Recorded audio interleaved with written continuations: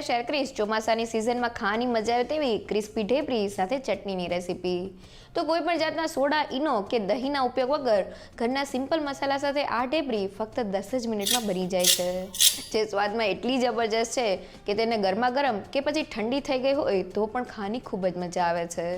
તો સાતમ આઠમના તહેવારમાં એક સરખા વડાથી કંઈક અલગ એકવાર આ ઢેબરી ચોક્કસથી ટ્રાય કરવા જેવી છે। તો ચાલો રેસીપી શરૂ કરીએ। સૌથી પહેલાં ઢેબરી માટે મિક્સર તૈયાર કરવા મેં 1 કપ જેટલા મેથીના પાનને ધોઈને લઈ લીધેલા છે। તો તેને છરીની મદદથી એકદમ ઝીણા સુધારી લઈએ। તો મેં મેથીના પાનને આ રીતના ઝીણા સુધારી લીધેલા છે। તો ઢેબરીના મિક્સરમાં મેથીના પાનનો સ્વાદ એકદમ સરસ લાગે છે। અહીંયા જો ઘરમાં મેથીના પાન ના હોય તો તમે તેની જગ્યાએ ઝીણા સુધારેલા પાલકના પાન કે પછી કોથમીરના પાન સાથે પણ ઢેબરીને બનાવી શકો છો। હવે મિક્સરમાં એડ કરવા માટે મેં 2 થી 3 નંગ જેટલા તીખા લીલા મરચાં લીધેલા છે। ઢેબરી થોડીક સ્પાઇસી હોય તો ખાવાની ખૂબ જ મજા આવે છે। સાથે 1 ઇંચ જેટલા આદુના ટુકડા અને 4 થી 5 લસણની કળી એડ કરી દઈએ। જો તમે લસણ ના ખાતા હોય તો તેને સ્કીપ પણ કરી શકો છો। સાથે 1 ચમચી જેટલું જીરું એડ કરી દઈએ। હવે કોઈ પણ જાતના પાણીને એડ કર્યા વગર બધી જ વસ્તુને અધકચરી ક્રશ કરી લઈએ। તો બધી વસ્તુ ક્રશ થઈને આ રીતની પેસ્ટ તૈયાર થઈ ગઈ છે। હવે મિક્સરમાં એડ કરવા માટે મેં અડધી વાટકી જેટલા પોહા લીધેલા છે। તો રેગ્યુલર બટેટા પોહા માટે જે પોહા વાપરતા હોય તે જ લીધેલા છે। તો હવે પોહામાં પાણી એડ કરીને તેને સારી રીતે ધોઈ લઈએ। અને હવે ધોયેલા પોહાનું બધું જ પાણી કાઢી લઈએ। અને પોહા પલળેલા હોય ત્યારે તેને મિક્સિંગ બાઉલમાં એડ કરી દઈએ અને હાથની મદદથી તેને એકદમ સારી રીતે મેશ કરી લઈએ। તો ઢેબરીના મિક્સરમાં થોડા પલાળેલા પોહા એડ કરવાથી ઢેબરી ખાવામાં એકદમ સોફ્ટ બને છે। અહીંયા પલાળેલા પોહાને આપણે હાથેથી એકદમ સારી રીતે મેશ કરી લેવાના છે, જેથી તે મિક્સરમાં એકદમ સારી રીતે ભળી જાય। તો પોહા પલળેલા હોવાથી એકદમ સારી રીતે મેશ થઈ ગયા છે।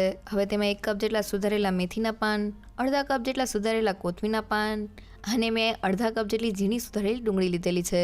ડુંગળી સાથે ઢેબરીનો સ્વાદ એકદમ સરસ લાગે છે, પણ તમે તેને સ્કીપ પણ કરી શકો છો। સાથે મેં અહીંયા 1 મીડિયમ સાઇઝના ટમેટાને ઝીણું ખમણી લીધેલું છે। ટમેટાની ખટાશને લીધે ઢેબરીનો સ્વાદ એકદમ સરસ લાગે છે। તમે તેની જગ્યાએ લીંબુના રસનો ઉપયોગ પણ કરી શકો છો। હવે આપણી વાટેલી આદુ મરચાં અને લસણની પેસ્ટ એડ કરી દઈએ।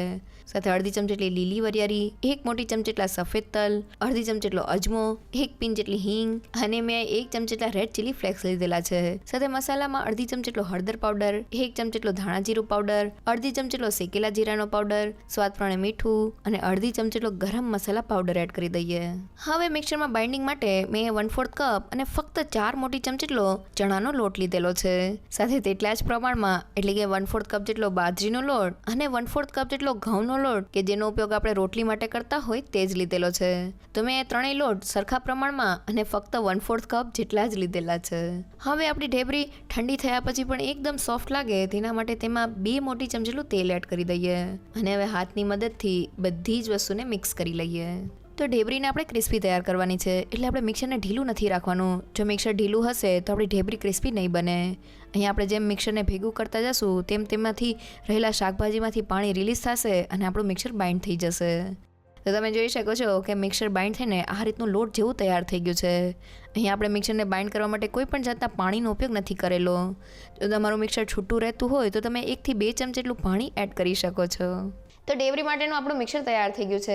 અહીંયા મિક્સરમાં આપણે 3 પ્રકારના લોટ એડ કરેલા છે, જેમાં ચણાનો લોટ એડ કરવાથી ઢેબરી બહારથી ક્રિસ્પી તૈયાર થાય છે, જ્યારે ઘઉંના લોટથી મિક્સરમાં એક બાઇન્ડિંગ આવે છે અને બાજરીનો લોટ એડ કરવાથી તેનો સ્વાદ એકદમ સરસ આવે છે।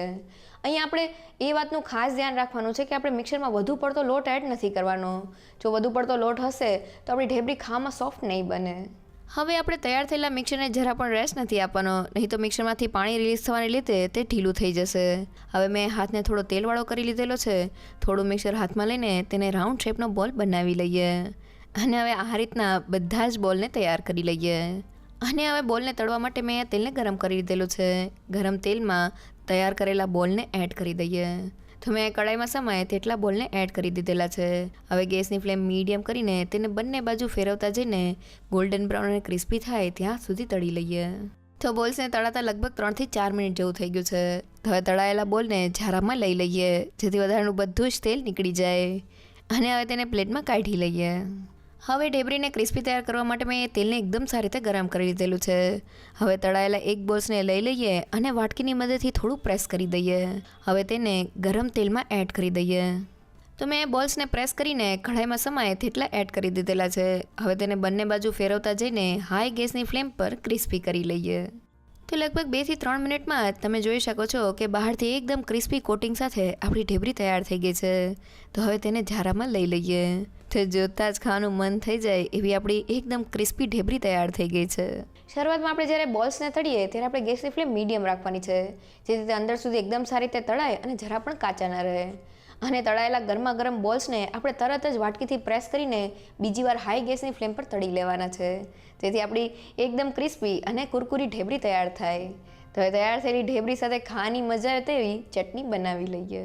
હવે દહીંની ચટણી બનાવવા માટે મેં અહીંયા અડધા કપ જેટલા દહીંને થોડું ફેટી લીધેલું છે, તેને બાઉલમાં એડ કરી દઈએ. હવે તેમાં 1 પિંચ જેટલું મીઠું, 1/4 ટીસ્પૂન જેટલો કાળા મરીનો પાવડર, 1/4 ટીસ્પૂન જેટલા રેડ ચીલી ફ્લેક્સ અને મેં અહીંયા 2 મોટી ચમચી જેટલી લીલી ચટણી લીધેલી છે. તો રેગ્યુલર ચાટમાં આપણે જે ચટણી વાપરતા હોય તે જ લીધેલી છે. હવે બધી જ વસ્તુને દહીંમાં એકદમ સારી રીતે મિક્સ કરી લઈએ. તો બધી વસ્તુ મિક્સ થઈને આપણી ફક્ત 1 મિનિટમાં દહીંની ચટણી તૈયાર થઈ ગઈ છે. તો આપણી એકદમ ટેસ્ટી ચટણી તૈયાર થઈ ગઈ છે. આ ચટણીને ઢેબરી સાથે ખાવાની ખૂબ જ મજા આવે છે. ઢેબરી બનાવતી વખતે બસ તમારે અમુક વાતનું ધ્યાન રાખવાનું છે. પહેલી એ કે તમારે મિક્સરમાં લોટનું પ્રમાણ વધુ પડતું નથી લેવાનું. સાથે મિક્સરના બોલ્સને તમારે મીડિયમ ગેસની ફ્લેમ પર તળી લેવાના છે અને પછી તેને થોડા પ્રેસ કરીને હાઈ ગેસની ફ્લેમ પર ક્રિસ્પી તૈયાર કરવાના છે.